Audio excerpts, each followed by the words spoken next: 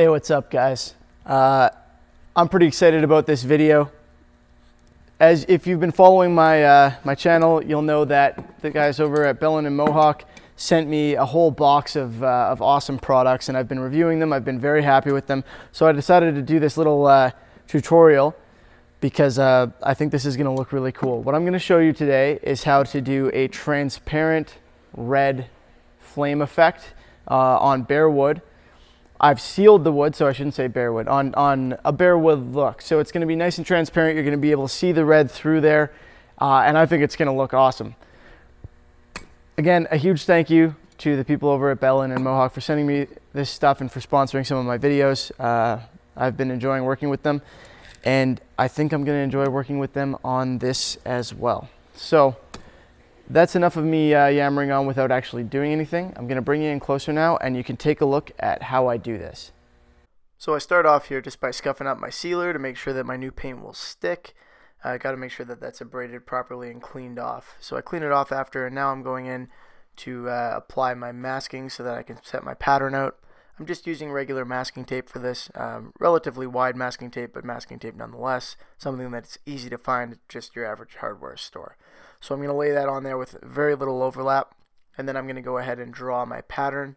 In this case, it's going to be kind of a classic flame pattern. I apologize for the terrible view that you're getting of my shoulder. I'm left-handed. I didn't think to move the camera. So I'm just drawing that out here in pencil right now.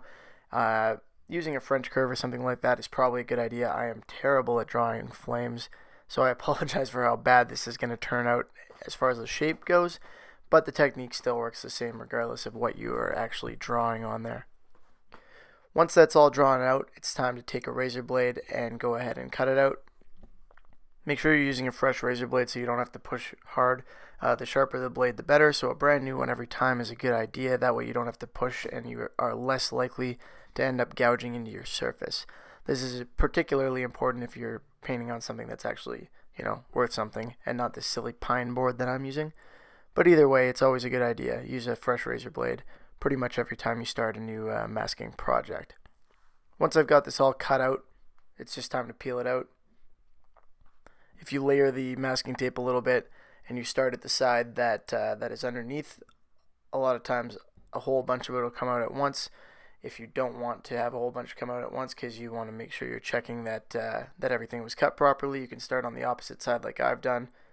And I'm just peeling it out piece by piece for the most part here. I just want to make sure that I don't leave any masking behind when I go to spray, because that's really difficult to fix after. You end up with a ridge and everything, and you really don't want to be in that situation. So once I've got all of this masking peeled out, it's time to go ahead and spray it. I've got my red toner lacquer from Behlen here, and you'll notice I'm putting it on fairly heavily. Nice 50% overlap, trying to get a nice even coat of this on there. But it's a pretty thick coat, and this lacquer has a fairly strong tint to it. So this is going to end up being fairly dark. I'm going to go in here and do another coat. This is about 10 minutes later that I'm doing the second coat. So I waited 10 minutes for that lacquer to flash off so that I could recoat it safely. Doing the same thing for the second coat, fairly heavy. And now it's time to go ahead and peel off my masking. I've let the lacquer dry at this point. It's probably dried for about 10-15 minutes. And it's already starting to gloss up a little bit after just those two coats. So this is a fairly thick set of coats, and the sealer that I put on there really sealed it up nicely to give it the ability to start glossing up this quickly.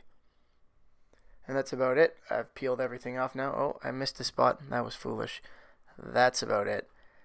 God, those are poorly drawn. So that's it, guys.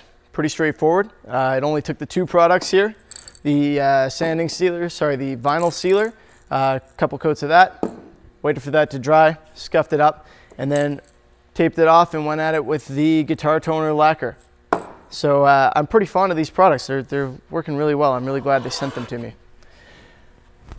I think this looks pretty cool. I don't necessarily recommend trying to freehand draw flames. Clearly I'm not very good at it, as you can tell. A French curve might help if you want to do it with that. But all in all, I'm pretty happy with how this turned out.